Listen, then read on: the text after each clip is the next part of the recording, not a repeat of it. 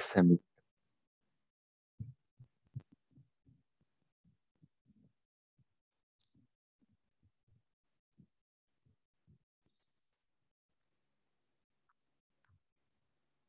देखिए, जो चीज़ बोलूँगी कि इसको याद रखना है उसको याद रखिएगा। ठीक है, क्योंकि सेमीकंडक्टर आपके लिए क्या बिल्कुल नया है। इसका कोई कोरिलेशन नहीं है जो पुराने चैप्टर से। और ये प्योर इलेक्ट्रॉनिक्स इंजीनियरिंग है। ठीक। तो हमारे कुछ बेसिक 5-6 कॉन्सेप्ट पे मेरे सभी क्वेश्चन सॉल्व हो जाएंगे जो नीट में आएंगे। ठीक है। यहाँ तक होगा कि जो आसान टॉपिक होगा उसको मैं समझा दूंगा, लेकिन जिसमें डिटेल एनालिसिस की आवश्यकता है उसको अभी मैं नहीं समझाऊंगा। ठीक है। असाइनमेंट सॉल्व करवा दूंगा पूरा। ठीक है, और उसमें बता दूंगा कि कैसे कैसे क्वेश्चन को सॉल्व करते हैं हम लोग। ठीक। चलिए, अगर हम लोग सेमीकंडक्टर के बारे में बात करें तो सबसे पहले हम लोग यहाँ पे बात कर रहे हैं types of material. Types of material में हम लोग तीन चीज़ों को डिफाइन करते हैं। आपको ये पता है कि पहला अगर आपका क्या है, कंडक्टर है, इंसुलेटर है, और थर्ड सेमीकंडक्टर। इसमें थियरी का क्वेश्चन आपके एग्जाम में आ जाता है।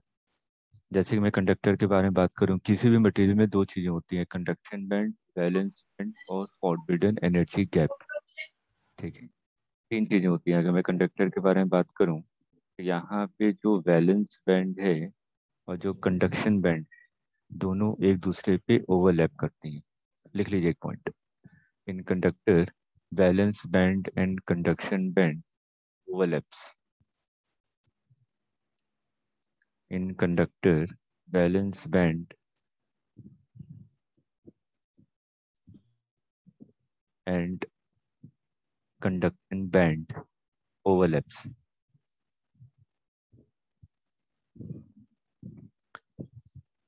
तो हम लोग कह रहे हैं कि अगर ये आपका कंडक्शन बैंड है और ये वैलेंस बैंड है, तो आपके दोनों के दोनों क्या करेंगे, ओवरलैप करेंगे।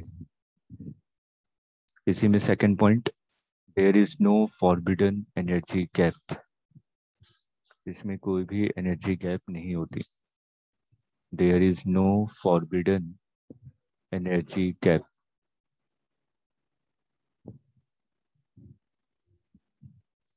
कंडक्शन बैंड और ये वैलेंस बैंड।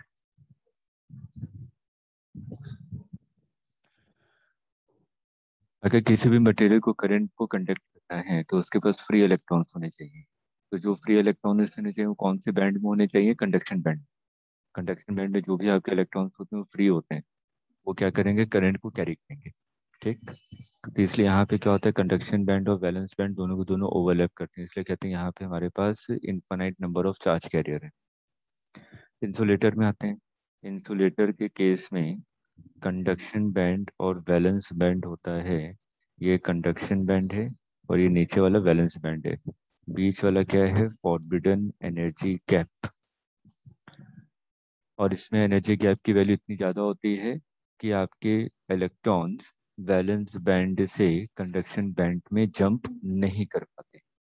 लिख लीजिए, there is a large gap in between conduction and valence band, and electrons can't jump from valence band to conduction band.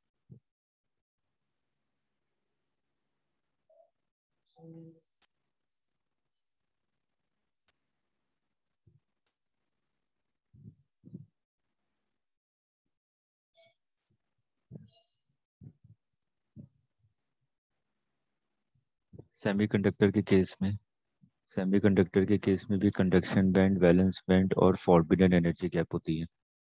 ठीक।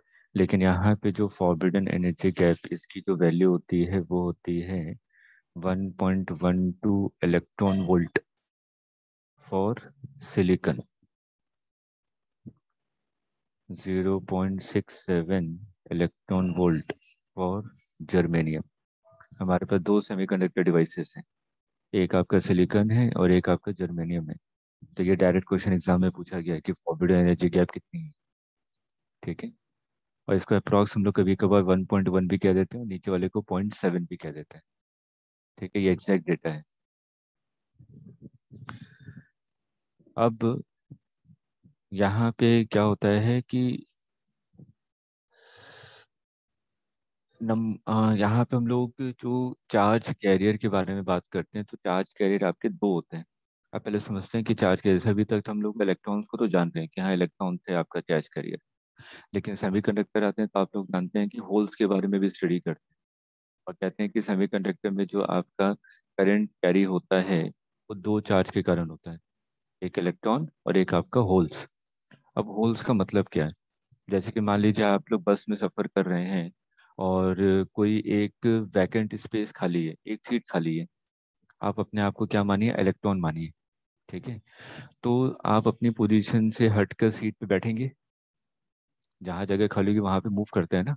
तो अगर सीट खाली है तो आपने माना कि आप उठकर उस पोजीशन पे जाके बैठ गए। उस पोजीशन पे जाके बैठे तो जहां से आपने मूव किया है वहां पे एक वैकेंट स्पेस क्रिएट हो जाएगा। ठीक है, तो वैकेंट स्पेस क्रिएट हुआ तो उधर कोई और बंदा आके खड़ा हो गया, तो जो बंदा खड़ा हुआ तो फिर वहां पे वैकेंट स्पेस खड़ा क्रिएट हो गया। वहां से कोई और उधर जाके खड़ा हो गया तो वैकेंट स्पेस पीछे क्रिएट हो गया। जहां जहां बंदे मूव करते जाएंगे वहां पे वैकेंट स्पेस क्रिएट होता जाएगा।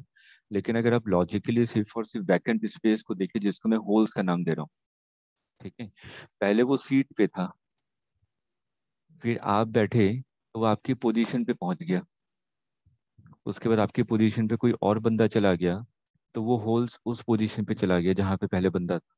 उस पोजीशन पे कोई और बंदा चला गया तो होल्स किसी और पोजीशन पे पहुंच। तो अगर लॉजिकली सोची तो होल्स मूव कर रहे हैं, है ना, और इलेक्ट्रॉन तो आप हैं ही। तो यहाँ पे जो करंट कैरी करता है वो दो चीजों के कारण करता है, इलेक्ट्रॉन के कारण और आपका होल्स के कारण। ये बेसिक तरीका है समझाने का। ठीक, लेकिन इंजीनियरिंग में ऐसे नहीं समझाया जाता, उसमें बकायदा प्रूव होता है कि हाँ कैसे होल्स हैं और कैसे आपके इलेक्ट्रॉन्स के मूवमेंट होता है। ठीक है, उस वाले पोर्शन पे हम लोग नहीं जा रहे हैं। बस हमें ये पता होना चाहिए कि सेमीकंडक्टर में जो करंट कैरी होता है वो दो चीज़ों के कारण होता है, एक आपके इलेक्ट्रॉन्स के कारण और एक आपका होल्स के कारण। ठीक, तो अगर मैंने कहा कि मेरे पास से कोई प्योर सेमीकंडक्टर है, मैं जर्मेनियम ले आया, सिलिकॉन ले आया, तो अगर मेरे पास प्योर सेमीकंडक्टर डिवाइस है तो उसमें number of electron, number density, number of holes, ये दोनों सेम रहते हैं in pure semiconductor. Pure semiconductor को और किस नाम से जानते हैं हम लोग? Intrinsic semiconductor. Intrinsic semiconductor.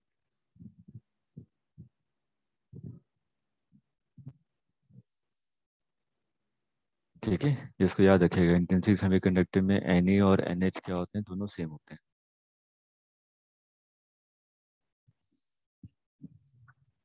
अब हम लोग जो सेमीकंडक्टर यूज करते हैं, हम लोग डोपिंग करते हैं। हम लोग एक्सट्रिंसिक सेमीकंडक्टर यूज करते हैं, पेंटावेलेंट या ट्राईवेलेंट, याद है, P टाइप और N टाइप। ठीक है, तो यहाँ पे अगर हम लोग एक्सट्रिंसिक सेमीकंडक्टर के बारे में बात करें, एक्सट्रिंसिक सेमीकंडक्टर,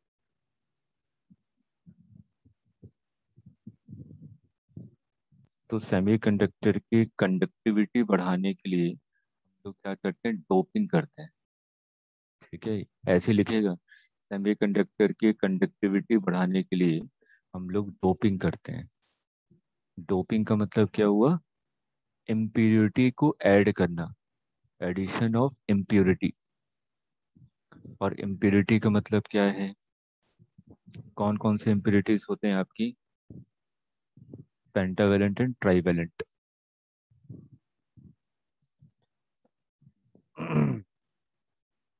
लिख लीजिए कौन कौन सी इम्प्योरिटीज हैं, पेंटावेलेंट और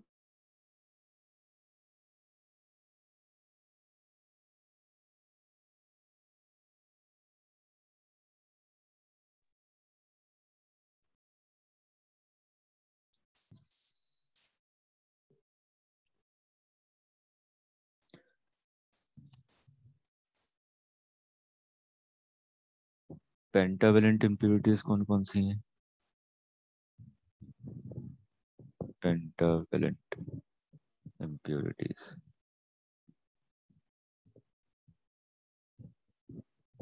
तो फिफ्थ के होते हैं। कौन कौन से हैं? फॉस्फोरस। फॉस्फोरस, आर्सेनिक, ज़्यादातर ये यूज करते हैं हम लोग, ठीक है, डोपिंग के लिए। इसके आउटर शेल में कितने इलेक्ट्रॉन्स होते हैं? 5। केमिस्ट्री पढ़ते हैं, हाँ। तो फटाफट बताइए, जो मॉलिक्यूलर ऑर्बिटल थ्योरी के हिसाब से कौन सा ऑर्बिट आता है आखिरी में? किसी एक का लिख लीजिए, फास्फोरस के मॉलिक्यूलर ऑर्बिटल थ्योरी लिखिए, बताइए आखिरी में क्या आ रहा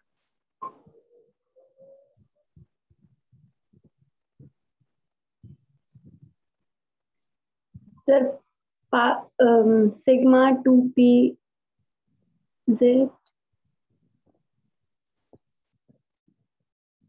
अरे सही से लिखिए, आउटर का चाहिए मेरे को। NH2 NP3, generalised NH2 NP3, या सिंपल S2P3। आउटर शेल का लिखा आपने ये, ठीक है। तो यहाँ पे आपके कितने हैं? 5 हैं, 5 इलेक्ट्रॉन्स हैं आउटर शेल में। उसी तरीके से अगर हम लोग यहाँ पर ट्राईवेलेंट के बारे में बात करें तो ट्राईवेलेंट का बताइए, आउटर मोस्ट शेल में कितने होंगे? 3। 3। तो उसका क्या लिखेंगे? जनरलाइज। हाँ, ट्राईवेलेंट में कौन कौन से हैं? एग्जाम्पल, एल्यूमिनियम, और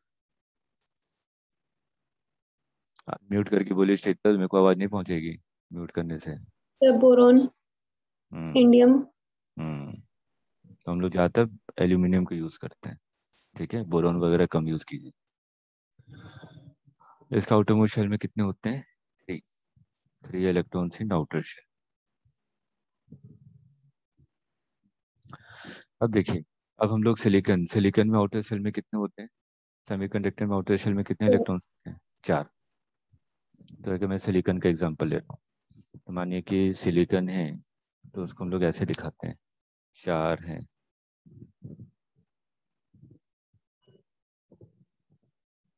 बहुत सारे रहते हैं, मैं सिर्फ 2 4 ही दिखा रहा हूँ। ये प्योर सेमीकंडक्टर का है, ठीक है। आउटर में 4 हैं, तो उसने क्या है, बॉन्डिंग बना के रखी है। सिलिकॉन एक लौता थोड़ी ना एटम होगा, इनफाइनाइट नंबर ऑफ एटम्स होंगे सिलिकॉन के, अगर एक शीट ले लूँ तो, ठीक है। तो ये सिलिकॉन का स्ट्रक्चर आपको नजर आ रहा है।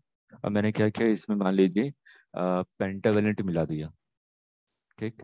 अगर मैं पेंटावेलेंट इम्प्योरिटी मिला दूंगा, तो क्या होगा, किसी भी एक सिलिकॉन को रिप्लेस कर देगा, ठीक है। और इसका जो इम्प्योरिटी का रेशियो होता है ना, 1:10⁻18 होता है, कि 10⁻18 सिलिकॉन के एटम में एक आर्सेनिक का एटम मिलाया गया, ठीक। तो उस डेटा को याद करने की आवश्यकता नहीं है, तो मैंने सिंपल कहा कि आपने इसमें क्या मिला दिया, पेंटावेलेंट मिला दिया, यहाँ पे आपने आर्सेनिक रख दिया, रिप्लेस कर दिया, और चारों तरफ सिलिकॉन है, ठीक है। तो आर्सेनिक में कितने हैं? 5। 4 तो बॉन्डिंग में चले गए, 4 तो इसके बॉन्डिंग में चले गए 4 सिलिकॉन के साथ। एक इधर बॉन्ड बना दिए, इधर बना दिए, इधर बना दिए, इधर बना दिए, लेकिन इसके पास एक इलेक्ट्रॉन तो एक्स्ट्रा है, ठीक है। तो आपने कहा कि एक जो एक्स्ट्रा इलेक्ट्रॉन है वो यहाँ पर है, ठीक है। अब खुद लॉजिकली सोच के बताइए, ये जो एक्स्ट्रा इलेक्ट्रॉन है, इस पे जो फोर्स लग रहा होगा वो कम होगा कि ज़्यादा होगा? कम होगा। कम होगा, क्यों? सर, बाकी सारे तो बॉन्डिंग में बिजी है। क्योंकि इनके ऑक्टेट पूरे हो चुके हैं, जो बाकी 4 हैं उन्होंने अपने ऑक्टेट पूरे कर लिए हैं, ठीक है। मतलब कि अब इनको इसकी आवश्यकता नहीं है इलेक्ट्रॉन की, ठीक है। तो ये फ्री इलेक्ट्रॉन्स हैं, ये फ्रीली मूव कर सकते हैं, ठीक है। तो यहाँ पे किसकी संख्या ज़्यादा हो गई? इलेक्ट्रॉन्स की, ठीक। इसलिए यहाँ पे इसको हम लोग क्या कहते हैं, पेंटावेलेंट में ये कौन सा टाइप हो गया? पेंटावेलेंट इम्प्योरिटी मिलाते हैं तो इलेक्ट्रॉन्स की संख्या ज़्यादा है, एन टाइप। ये आपका एन टाइप सेमीकंडक्टर, क्लियर है। पेंटावेलेंट आपने मिलाया, इलेक्ट्रॉन्स की संख्या ज़्यादा हो गई, तो इसलिए इसको कहते हैं हम लोग एन टाइप सेमीकंडक्टर।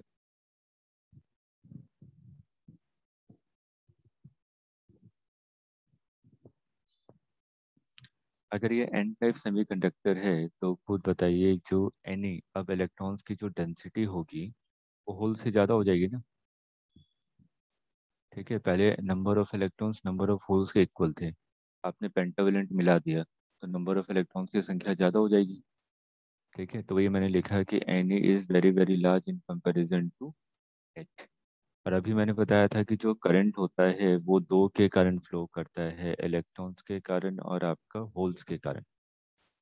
ठीक। और इस वाले केस में अगर हम लोग देखें, आपने कहा कि नंबर ऑफ इलेक्ट्रॉन्स आपके ज़्यादा हैं लेकिन करंट तो दोनों के कारण है।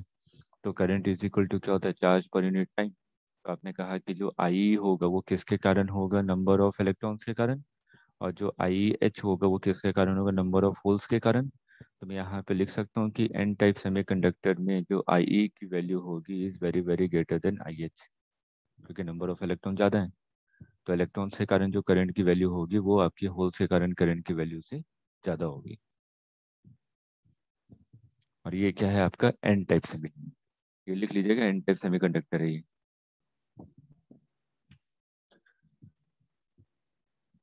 उसके बाद हम लोगों ने एक चीज पढ़ी थी, ड्रिफ्ट वेलोसिटी, है ना। ड्रिफ्ट वेलोसिटी में क्या कहा था, जब आपने फॉर्मूला डिराइव किया था तो उस फॉर्मूले में देखिएगा कि v d is directly proportional to electric field था, और सब साइन आउट सबको कांस्टेंट मान लीजिए। तो जो वी डी था, वी डी क्या था आपका, directly proportional to electric field. ठीक, ऑलरेडी हम लोग करंट इलेक्ट्रिसिटी में पढ़ चुके हैं। Drift velocity directly proportional to electric field. Proportionality का साइन हटाएंगे तो v d is equal to क्या हो जाएगा, mu into e, where mu is mobility. याद है डेफिनेशन, तो ये आपका मोबिलिटी है। अब हम लोगों ने एक चीज डिफाइन की थी, J is equal to sigma E, जिसको मैंने कहा था vector form of Ohm's law. ठीक है, तो जब यहाँ तक पहुँचते हैं इससे पहले आइए हम लोगों ने इसको डिराइव कैसे किया था। तो जब हम लोग डिराइव कर रहे थे, I is equal to n e A v d, already पढ़ चुके हैं क्योंकि एक फॉर्मूला यूज करना है मेरे को यहाँ पे इसलिए बता रहा हूँ। I is equal to n e A v d. अब current per unit area, current per unit area, ये current density is equal to क्या हो जाएगा, एन ई वी डी। ठीक, और वी डी की वैल्यू पुट कर देंगे तो वी डी क्या था आपका, म्यू इंटू ई। यहाँ पे पुट कर दीजिए तो current density is equal to n e mu into E. अब इसको थोड़ा इसके साथ कंपेयर कीजिए इन दोनों। तो यहाँ पे कहा आपने जो सिग्मा है वो क्या है, एन ई म्यू है। ठीक, तो सिग्मा की वैल्यू क्या है यहाँ पे, sigma is equal to n e mu. तो ये क्या था, सिंपल, जो हम लोग कंडक्टर के केस में बात कर रहे थे कि वहाँ पे सिर्फ और सिर्फ इलेक्ट्रॉन्स का मूवमेंट हो रहा है। लेकिन इन केस ऑफ सेमीकंडक्टर,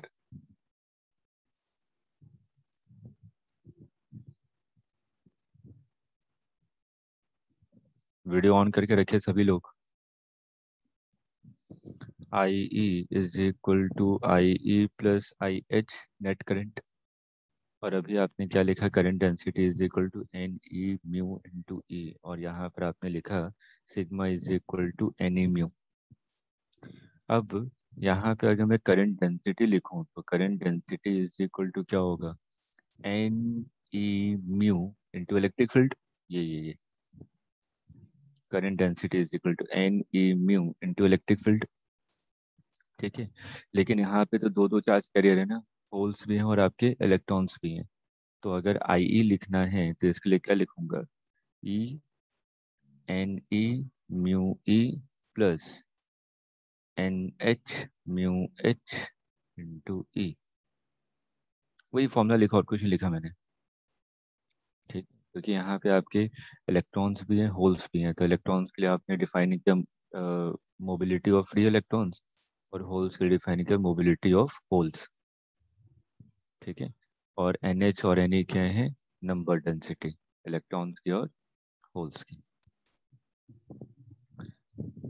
तो यहाँ से अगर मैं सिग्मा निकालूं, अब कंपेयर कीजिए तो सिग्मा इस केस में क्या हो जाएगा, e n e mu e plus n h mu h. इसको याद रखिएगा। फॉर्मूले बेस्ड थियरी में क्वेश्चन आया हुआ है।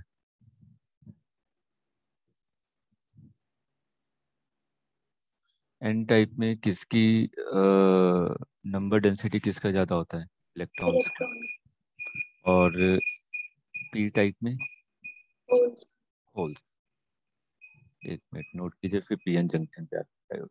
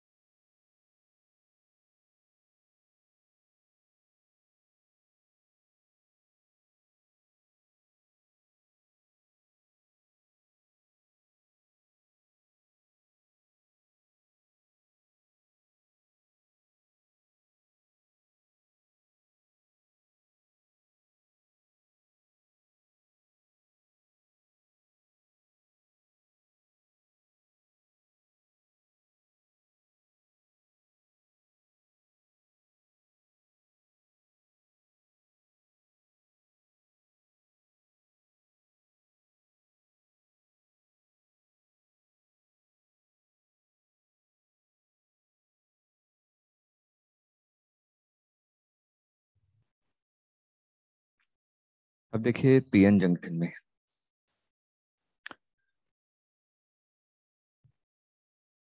पीएन जंक्शन डायोड,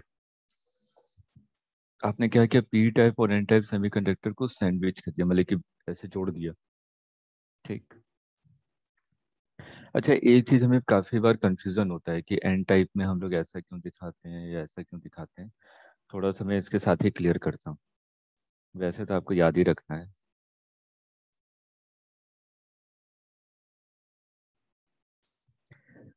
अब जो एन टाइप सेमीकंडक्टर है, एन टाइप सेमीकंडक्टर में किसकी मेजॉरिटी कौन है, इलेक्ट्रॉन्स की होल्स? इलेक्ट्रॉन। इलेक्ट्रॉन्स। तो इलेक्ट्रॉन्स मेजॉरिटी हैं तो फिक्स चार्ज कैरियर क्या होंगे? पॉजिटिव। और मैं बताता हूँ इसका मतलब क्या हुआ। ये इलेक्ट्रॉन्स है इस पे, ये फ्री चार्ज कैरियर है इलेक्ट्रॉन्स, और ये एन टाइप है। अब इसमें पी टाइप लगा दिया, तो पी टाइप लगाऊंगा तो इसमें किसकी नंबर डेंसिटी ज़्यादा है? होल्स की। तो फिक्स चार्ज कैरियर क्या होंगी? नेगेटिव।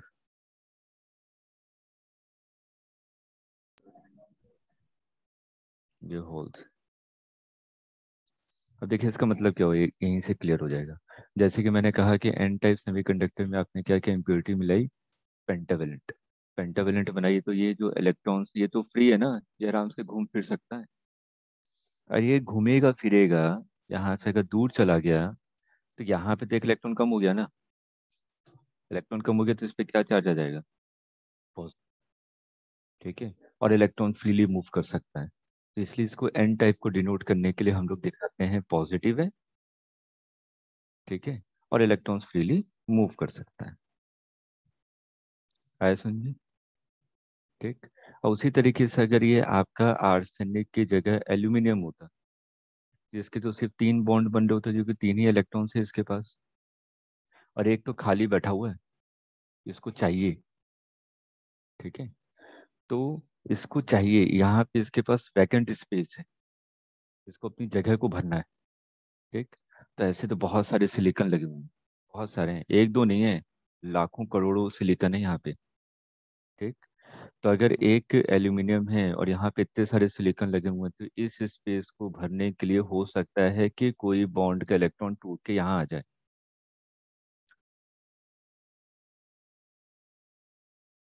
ठीक है। तो हो सकता है कि कोई इलेक्ट्रॉन टूट कर आपका यहाँ पे आ जाए, जो वैकेंट स्पेस है, क्योंकि खाली बैठा हुआ है, ये बोला मेरे को तो इलेक्ट्रॉन चाहिए, कैसे भी दो मेरे को। ठीक है। और इलेक्ट्रॉन्स की अगर इसको ज़रूरत है, तो कोई भी यहाँ पे आपके क्या हो सकते हैं, जो बॉन्डिंग में इलेक्ट्रॉन्स बने हुए हैं, जो सिलिकॉन के बॉन्डिंग में, ऐसे तो बहुत सारे सिलिकॉन है आप। ठीक है। तो सिलिकॉन के बॉन्डिंग में जो आपके इलेक्ट्रॉन्स हैं, वो कोई इलेक्ट्रॉन्स यहाँ पे टूट कर आ जाएगा। ठीक। अब यहाँ पे इसकी स्पेस तो भर गई, इसने अपनी बॉन्डिंग बना ली। अब इसने जैसी बॉन्डिंग बनाई तो एक इलेक्ट्रॉन एक्स्ट्रा आ गया ना, एक एक्स्ट्रा इलेक्ट्रॉन आ गया, तो इसलिए इसको हम लोग क्या दिखाते हैं, फिक्स्ड को नेगेटिव। ठीक है। और इलेक्ट्रॉन्स मूव किया तो क्या जनरेट हो गया, होल्स। ठीक है। तो इसलिए होल्स को दिखाते हैं अलग से, कि अब यहाँ पे होल्स के कारण करंट मूव करेगा। क्लियर है। तो बस याद रखिए कि एन टाइप में हम लोग फिक्स चार्ज कैरियर दिखाते हैं पॉजिटिव, और पी टाइप सेमीकंडक्टर में हम लोग फिक्स चार्ज कैरियर दिखाते हैं नेगेटिव। और फ्री इलेक्ट्रॉन्स हैं इसमें एन टाइप में, और फ्री चार्ज कैरियर हैं होल्स पी टाइप में।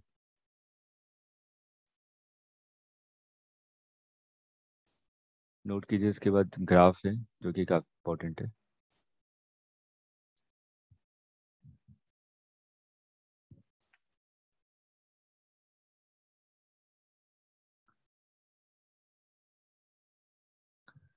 सैटरडे को सिलेबस बाइंड अप हो जाएगा आप लोगों का। आज हम लोग जंक्शन तक ही कर पाएंगे, और कल हम लोग ट्रांजिस्टर कर लेंगे, और सैटरडे को डायोड्स। 3 ही टॉपिक हैं आपके इसमें। उसके बाद जो नेक्स्ट वीक है, ऑल्टरनेट डेज पे मंडे से आप लोगों को मॉक टेस्ट है, न्यू पैटर्न के हिसाब से। ठीक है। मंडे, वेडनेसडे एंड फ्राइडे, नया पैटर्न आप लोगों को पता ही होगा। ठीक है। आपके 50 नंबर ऑफ क्वेश्चन हैं, जैसे जेई में किया था। 25 क्वेश्चन थे, लेकिन नंबर ऑफ क्वेश्चन 30 कर दिए थे। ठीक है। और 30 में से आपको 25 अटेम्प्ट करने थे, मतलब कि 5 ऑप्शनल मिल गए आपको। ठीक। तो जेई का था कि 20 क्वेश्चन और 2 सेक्शन में डिवाइड किया था, 20 और 10 में। 10 में से 5 अटेम्प्ट करने थे, आपके में डिवाइड कर दिया 35 और 15। 15 में से 10 अटेम्प्ट। ठीक है। लेकिन आपको लग रहा है कि इसमें फायदा है, इसमें नुकसान है, इसमें टाइम लगेगा, और क्योंकि अगर 15 क्वेश्चन आपके सामने होगा ना, तो आप थोड़े से और क्यूरियस हो जाएंगे कि हाँ मेरे को तो वही करना है जो मुझे आता है। तो रैंडमली थोड़ी ना क्वेश्चन पढ़ना पड़ेगा, और क्वेश्चन पढ़ेंगे तो टाइम निकलेगा। ठीक है। तो मतलब कि टाइम अब आपको और मैनेज करना पड़ेगा। अगर हम लोग मान के चल रहे हैं, मोटा मोटी आपका 10 मिनट का टाइम और बढ़ गया, अगर 5 5 एक्स्ट्रा क्वेश्चन भी अगर मान रहे हैं, एक क्वेश्चन कम से कम 10 20 सेकंड तो देंगे ना पढ़ने के बाद। क्वेश्चन पढ़ा समझा, तभी तो कहेंगे कि मेरे को करना है कि नहीं करना है। ठीक है। तो 10 मिनट का टाइम आपका और बढ़ गया है, 15 क्वेश्चन एक्स्ट्रा हो गए आप। जैसे थोड़ा सा टाइम मैनेजमेंट पे काम कीजिए, वर्कआउट कीजिए। मॉक टेस्ट कीजिए तो 2.5 घंटे में कीजिए, कैसे भी कीजिए 2.5 घंटे में, तब जाके 3 घंटे में वहाँ पे पूरा पेपर हो पाएगा। एक तरीके से फायदा, एक तरीके से नुकसान है।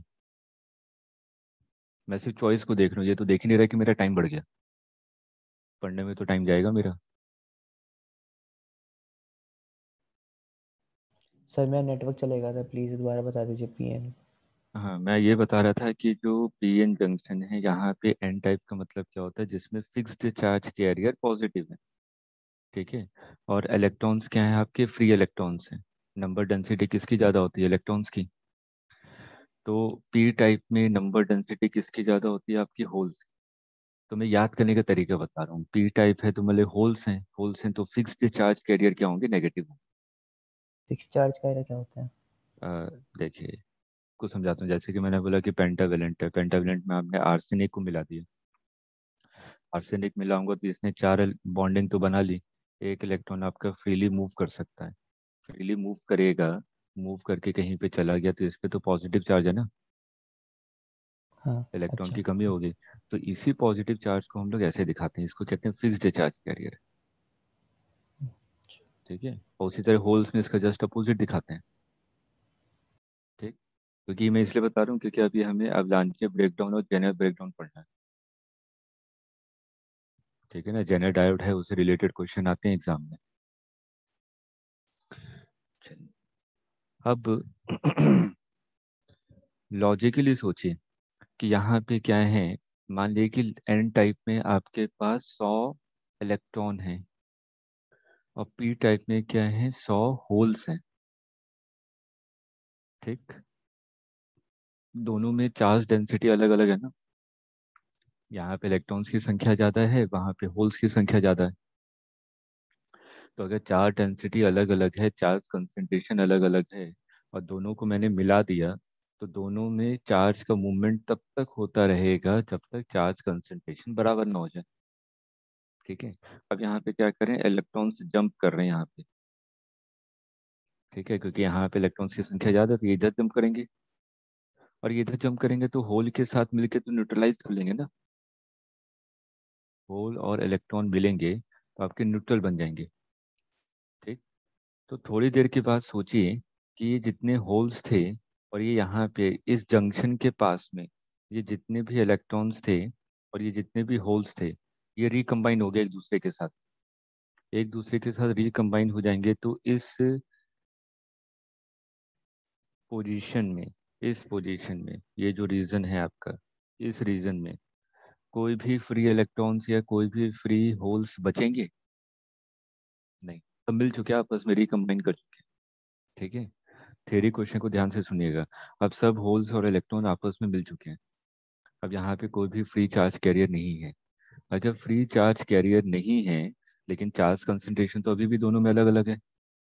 ठीक। अब क्या बनेगा, अब यहाँ पे आपको सिर्फ और सिर्फ ये नजर आ रहा होगा कि यहाँ पे पॉजिटिव है जो कि फिक्स्ड चार्ज कैरियर थे एन टाइप में, और यहाँ पे नेगेटिव है जो कि फिक्स्ड चार्ज कैरियर है पी टाइप में। ठीक। तो अगर पॉजिटिव और नेगेटिव दोनों अलग अलग हो गए, और यहाँ पे तो और भी फिक्स चार्ज कैरियर थे ही, यहाँ पे भी इलेक्ट्रॉन है, और यहाँ पे आपके होल्स हैं। इस रीजन में देखिए, सिर्फ इस रीजन में कोई भी फ्री चार्ज कैरियर नहीं है। फ्री चार्ज कैरियर नहीं है, सिर्फ और सिर्फ पॉजिटिव और नेगेटिव है। तो आपने क्या किया कि अगर एक पॉजिटिव चार्ज एक नेगेटिव चार्ज है तो एक इलेक्ट्रिक फील्ड इंड्यूस होती है, या दूसरे दूसरे सेंस में कहें कि अगर पॉजिटिव और नेगेटिव है तो दोनों के बीच में पोटेंशियल डिफरेंस होगा। ठीक। तो आपने कहा कि इस अनचार्ज या फिक्स चार्ज कैरियर के कारण एक इलेक्ट्रिक फील्ड जनरेट हुई इस डायरेक्शन में, ये हो गया ना ई इंड्यूस्ड। ये इलेक्ट्रिक फील्ड इस डायरेक्शन में। तो इलेक्ट्रिक फील्ड अगर इस डायरेक्शन में है तो इलेक्ट्रॉन्स पे किस डायरेक्शन पे फोर्स लगाएगा, लेफ्ट ऑपोजिट। या लेफ्ट डायरेक्शन में। इलेक्ट्रॉन पे फोर्स लगेगा लेफ्ट डायरेक्शन में, और होल्स पे फोर्स कहाँ लगेगा, राइट डायरेक्शन में। ठीक है। तो इलेक्ट्रॉन्स क्या अब यहाँ पे जंप कर सकता है, नहीं कर पाएगा, क्योंकि ये जो इलेक्ट्रिक फील्ड है वो तो इस पे अपोजिट फोर्स लगा रही है, बोला मैं तुम्हें जाने नहीं दूंगा वहां पे। ठीक है। तो ये जो इलेक्ट्रॉन, जो बचे हुए इलेक्ट्रॉन्स हैं या जो बचे हुए होल्स हैं, ये आपस में क्या रिकम्बाइन कर पाएंगे, नहीं कर पाएंगे, इस ई इंड्यूस्ड के कारण। ठीक है। तो शुरुआत में तो इलेक्ट्रॉन्स और होल्स आपस में कंबाइन करते रहते हैं, लेकिन जैसे ए इंड्यूस आ जाता है फर्दर इलेक्ट्रॉन और होल्स का रिकॉम्बिनेशन स्टॉप हो जाता है। अब ये रिकम्बाइन नहीं हो पाते। तो इस वाले रीजन को अगर मैं ध्यान से देखूं, ये वाला जो रीजन है, तो यहाँ पे आपके कोई भी फ्री चार्ज कैरियर मौजूद नहीं है। कोई भी फ्री चार्ज कैरियर मौजूद नहीं है, इसलिए इस रीजन को हम लोग कहते हैं depletion region. Depletion region.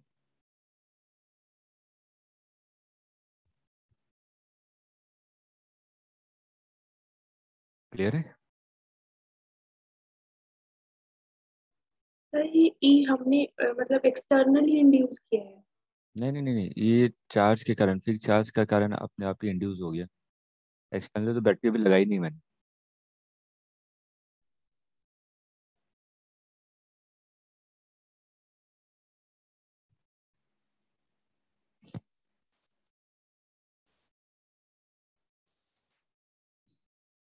Clear है?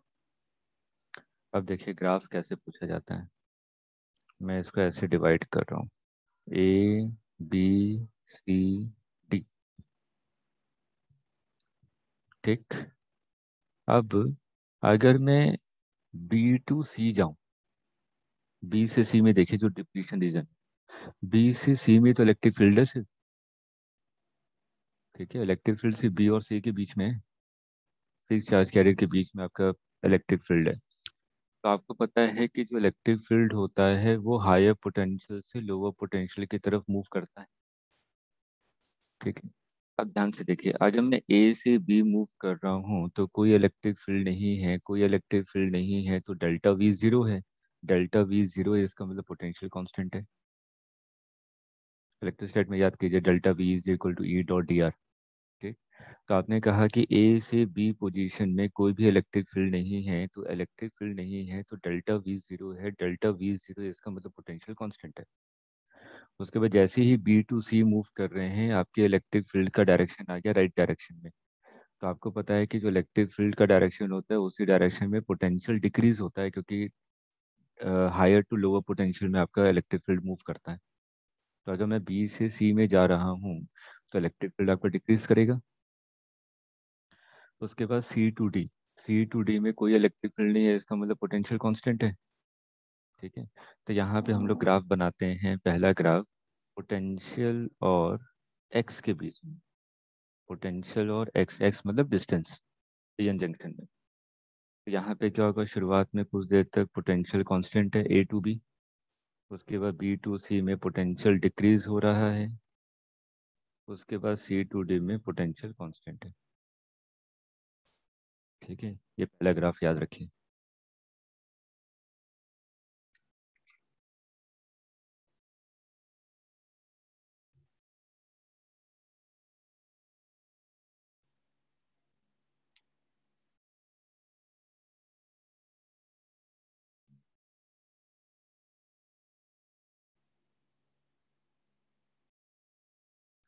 एक और ग्राफ इलेक्ट्रिक फील्ड का आता है।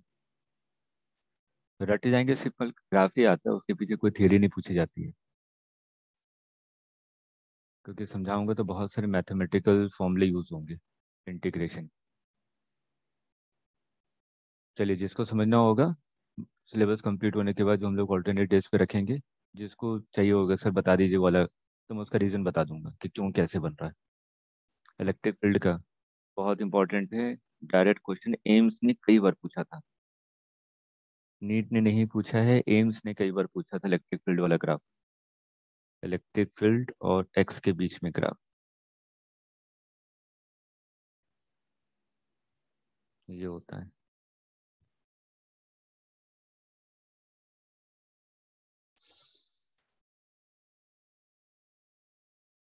और इसको इम्पोर्टेंट कर लीजिएगा, पीएन जंक्शन में।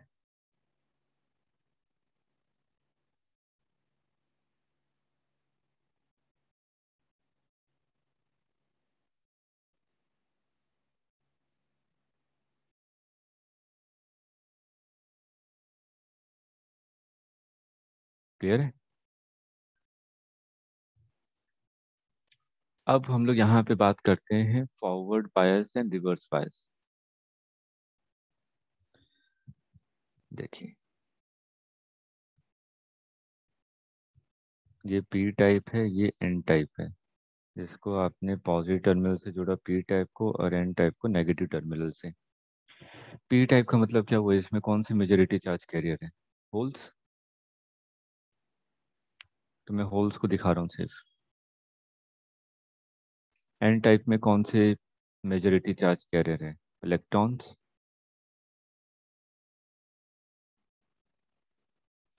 अब लॉजिकली सोचिए कि मैंने पी टाइप को किससे जोड़ दिया है? बैटरी से, मतलब कि पॉजिटिव टर्मिनल से। तो ये क्या करेगा? बैटरी होल्स को जो एक्सटर्नल फील्ड जनरेट करेगा, एक्सटर्नल फील्ड का डायरेक्शन क्या होगा? ये होगा ना, ई एक्सटर्नल। और जो यहाँ पे ई इंड्यूस्ड था, ई इंड्यूस्ड, ये तो डिप्लीशन रीजन था ना।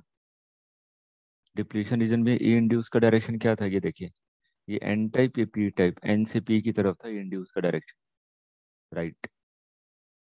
ये एन टाइप था ना लेफ्ट में, राइट में आपका पी टाइप था। तो ई इंड्यूस का डायरेक्शन क्या था आपका? N to p. तो ई इंड्यूस क्या है आपका? N to p. ठीक। अब इमेजिन कीजिए, क्योंकि मैं तो बैटरी लगा रहा हूँ ना, बैटरी एक सोर्स है। ठीक। तो बैटरी के कारण जो इलेक्ट्रिक फील्ड है वो राइट डायरेक्शन में है, और पीएन जंक्शन के कारण जो इलेक्ट्रिक फील्ड थी वो लेफ्ट डायरेक्शन। दोनों एक दूसरे को अपोजिशन में है, दोनों एक दूसरे को अपोज कर रहे हैं। ठीक है, अपोज कर रहे हैं, जिसके कारण आपका डिप्लीशन रीजन बढ़ना चाहिए कि डिक्रीज होना चाहिए? बढ़ना चाहिए। डिक्रीज होना चाहिए। दोनों एक दूसरे डिग्री। के अपोजिट है।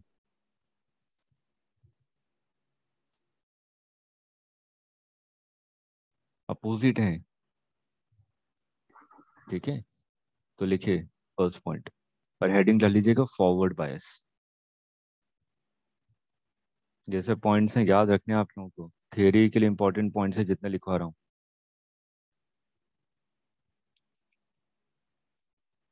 फॉरवर्ड बायस में क्या होता है कि आपने पी को पॉजिटिव टर्मिनल से जोड़ा और एन को नेगेटिव टर्मिनल से जोड़ा।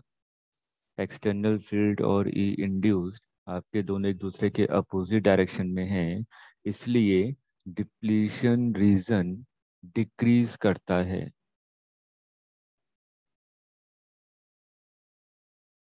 First point, width of depletion region decrease in forward bias.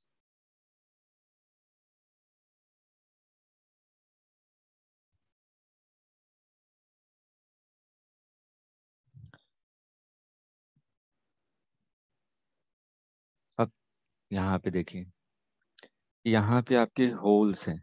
ठीक है, अभी तो डिप्लीशन रीजन के कारण क्या था, होल्स यहाँ पे जंप नहीं कर पा रहे थे। ठीक है, लेकिन जैसे आपने एक्सटर्नल फील्ड लगाया, तो होल्स पे फोर्स कहाँ लगेगा? राइट डायरेक्शन में, एक्सटर्नल फील्ड के कारण। और इंटरनल फील्ड के कारण फोर्स कहाँ लगेगा? लेफ्ट डायरेक्शन में। ठीक है, अगर होल्स को जंप करना है तो कौन सा फोर्स ज्यादा होना चाहिए? ये एक्सटर्नल वाला ना। एक्सटर्नल फोर्स जब तक ज्यादा नहीं होगा तब तक आपका होल जंप नहीं कर पाएगा यहाँ पे। जब तक होल जंप नहीं कर पाएगा तो हमारा पूरा का पूरा सर्किट कंप्लीट नहीं होगा, तो हमारा करंट फ्लो नहीं करेगा। करंट फ्लो का मतलब क्या होता है कि ये करंट एक पूरा सर्किट कंप्लीट करता है, तभी तो हम लोग कहते हैं करंट फ्लो हुआ। इमेजिन कीजिए कि मैं आपने कहा कि यहाँ से होल्स यहीं तक आके रुक गए। अब होल्स तो आगे मूव ही नहीं कर पा रहे हैं, तो यहाँ पे कोई पहुंचा क्या? नहीं पहुंचे ना। उल्टा सोचिए, इलेक्ट्रॉन के बारे में सोचिए। इलेक्ट्रॉन्स यहाँ से ऐसे गए, इलेक्ट्रॉन्स यहाँ पे जंप नहीं कर पा रहे हैं। अगर जंप नहीं कर पा रहे हैं तो यहाँ पे कोई इलेक्ट्रॉन आया क्या वायर में? नहीं आया। तो इसका मतलब, अगर करंट को फ्लो होना है तो इसका मतलब होल को जंप करना पड़ेगा या तो इलेक्ट्रॉन को जंप करना पड़ेगा। ठीक। लेकिन अभी हम लोगों ने पढ़ा था कि जब प्योर सेमीकंडक्टर डिवाइसेस था तो Ne और NH इक्वल थे, है ना। और उसके बाद जब आपने इम्प्योरिटी मिला दी तो नंबर ऑफ होल्स ज्यादा हो गए। आप थोड़ा सा ध्यान से सुनिएगा क्योंकि कॉन्सेप्ट जल्दी समझ में नहीं आता। मानिए कि अभी प्योर सेमीकंडक्टर है, प्योर सेमीकंडक्टर है, तो नंबर ऑफ होल्स और नंबर ऑफ इलेक्ट्रॉन्स दोनों कितने हैं? 100। अब मैंने इम्प्योरिटी मिला दी तो नंबर ऑफ इलेक्ट्रॉन्स कितने हो गए? 1 लाख। ठीक है, इम्प्योरिटी मैंने मिला दी, नंबर ऑफ इलेक्ट्रॉन्स कितने हो गए? 1 लाख। लेकिन होल्स तो अभी भी 100 है ना, वो तो है ना, कहीं गायब हो गए। पहले प्योर था, प्योर में क्या था? 100 इलेक्ट्रॉन्स थे, 100 होल्स थे। लेकिन पी एन टाइप बनाने के लिए मैंने इम्प्योरिटी मिला दी, पेंटावेलेंट इम्प्योरिटी मिला दी, तो नंबर ऑफ इलेक्ट्रॉन्स कितने हो गए? 1 लाख। तो होल्स तो है ही ना उसके पास 100। ठीक है, तो अगर यहाँ पे जो आपने होल्स दिखाया है तो ये तो मेजोरिटी वाले ना, ये 1 लाख होल्स हैं। ये पी टाइप है ना, पी टाइप में आपने क्या इम्प्योरिटी ट्राईवेलेंट मिलाया, तो नंबर ऑफ इलेक्ट्रॉन्स और नंबर ऑफ होल्स 100 100 थे। तो लेकिन जैसे ही आपने ट्राईवेलेंट इम्प्योरिटी मिलाया, नंबर ऑफ होल्स कितने हो गए? 1 लाख। अरे लेकिन 100 इलेक्ट्रॉन्स तो थे ना इसके पास, वो कहीं गए थे ना। ठीक है, तो ये होल्स तो हैं, तो ये जो होल्स हैं ये कौन से कैरियर हैं? Majority charge carrier. लेकिन इलेक्ट्रॉन्स तो हैं इसके पास, वो भले ही एक दो हों, लेकिन वो तो है ही ना। अगर वो हैं तो ये कौन से हैं? Minority charge carrier. थियरी का अगला क्वेश्चन कि पी टाइप में माइनॉरिटी चार्ज कैरियर कौन होता है? इलेक्ट्रॉन्स। एन टाइप में माइनॉरिटी चार्ज कैरियर कौन होता है? होल्स। आई बात सुनने?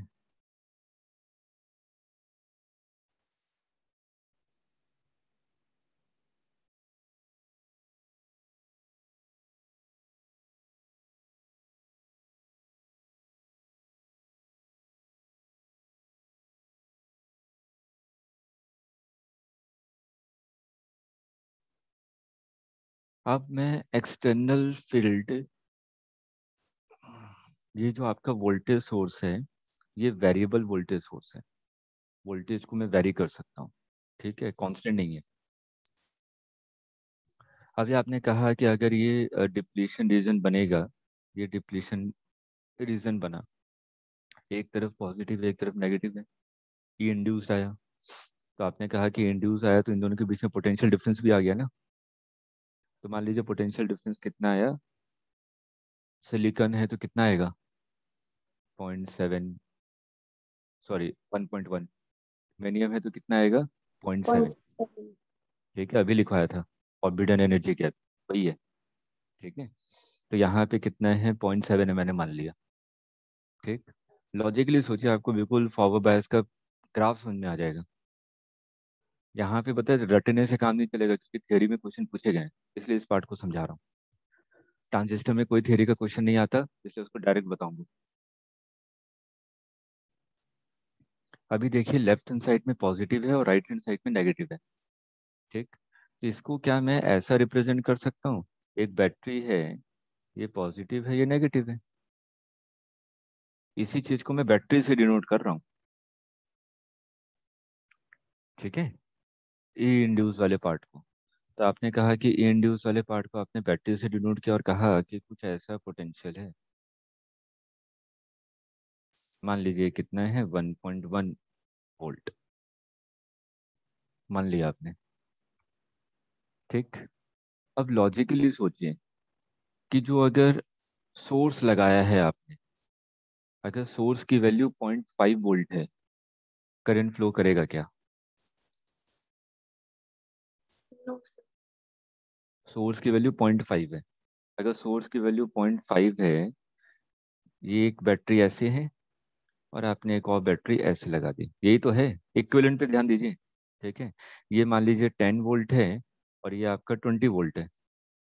ये सोर्स नहीं है, ये सोर्स नहीं है, मैंने सिर्फ रिप्रेजेंट किया उसको। ठीक है, पीएन जंक्शन को मैंने इससे रिप्रेजेंट किया है। ठीक, तो आपने कहा कि यहाँ से करंट जाएगी क्या? आप कहेंगे नहीं, क्योंकि ये तो मैक्सिमम कितना फोर्स लगा सकता है? 10 का, लेकिन ये तो अपोजिंग फोर्स लगा रहा है 20 का, तो करंट को फ्लो करने देगा ही नहीं। Logic logic. अब ये मत कहे सर ये 20 वोल्ट है तो करंट ऐसे फ्लो कर जाए, बेटा ये लोड है, सोर्स नहीं है ये। ठीक है, सोर्स बैटरी है आपकी, बैटरी ही करंट प्रोवाइड कर सकता है। तो अगर मैंने यहाँ पे कहूँ, जब तक सप्लाई वोल्टेज इस वोल्टेज को ओवरकम नहीं करेगा तब तक करंट फ्लो नहीं करेगा। तो ये जो वोल्टेज है, ये जो वोल्टेज मैंने 1.1 वोल्ट लिखा है, तो इसको हम लोग कहते हैं नी वोल्टेज।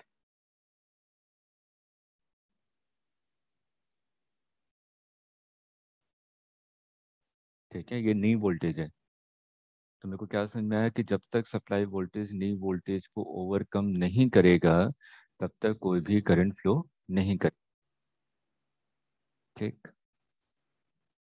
लेकिन इसके पास माइनॉरिटी चार्ज कैरियर तो है ना, माइनॉरिटी वाले हैं।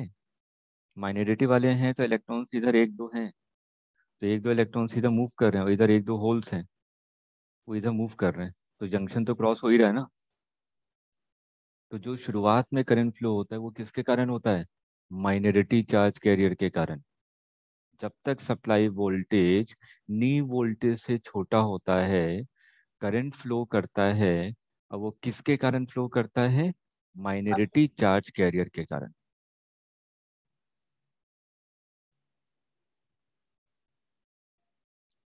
ठीक है।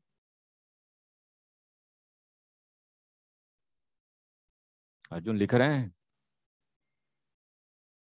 सर एक बार और repeat कीजिए। शुरुआत में जब सप्लाई वोल्टेज नी वोल्टेज से छोटा होता है तो करंट फ्लो करता है, उसकी वैल्यू बहुत छोटी होती है, और वो करंट किसके कारण फ्लो कर रहा है? माइनॉरिटी चार्ज कैरियर के कारण। जैसे ही सप्लाई वोल्टेज नी वोल्टेज के ऊपर चला जाता है, ठीक है, तो नी वोल्टेज के ऊपर जाएगा तो ई एक्सटर्नल की वैल्यू बढ़ जाएगी ना। ई एक्सटर्नल बढ़ जाएगा तो होल्स पे जो फोर्स लगेगा बहुत ज्यादा लगेगा, तो वो इधर मूव करेगा। इलेक्ट्रॉन से फोर्स लगेगा, वो इधर मूव करेगा, तो जंक्शन क्रॉस हो गया। ठीक है। लेकिन ये तो मेजॉरिटी चार्ज कैरियर है ना, पहले इलेक्ट्रॉन से इसके पास कितने थे? दो। तो दो इलेक्ट्रॉन जंप कर रहे थे, तो दो इलेक्ट्रॉन जंप करने के कारण करंट आ रहा था, तो उसको मैंने कहा था माइनॉरिटी करंट, इसकी वैल्यू बहुत छोटी थी। लेकिन ई एक्सटर्नल की वैल्यू जैसी ही बड़ी हो गई तो होल्स पे फोर्स ज्यादा लगने लगा ना। अब जो मूव करेगा, होल्स मूव करेंगे, इलेक्ट्रॉन सीधा मूव करेंगे, तो ये होल्स क्या हैं? Majority charge carrier. अब मतलब कि लाख होल्स यहाँ से यहाँ मूव करेंगे।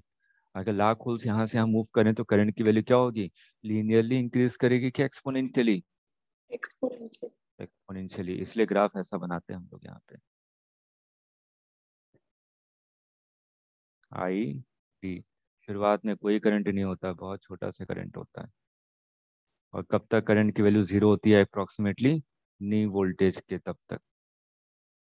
और जैसे ही नी वोल्टेज को वोल्टेज क्रॉस करता है, करंट की वैल्यू एक्सपोनेंशियली इंक्रीज होने लग जाती है, इसलिए ग्राफ ऐसा बनता है। एक बार क्वेश्चन पूछा गया कि डायोड ओम्स लॉ को फॉलो करता है क्या? नहीं, ओम्स लॉ को फॉलो नहीं करता डायोड। ये है फॉरवर्ड बायस। और रिवर्स बायस में क्या होता है? ये अभी इसको भी समझाऊंगा क्यों और कैसे हो रहा है।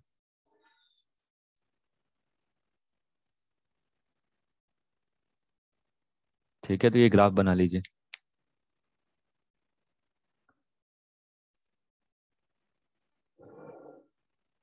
हमेशा याद रखना है कि अगर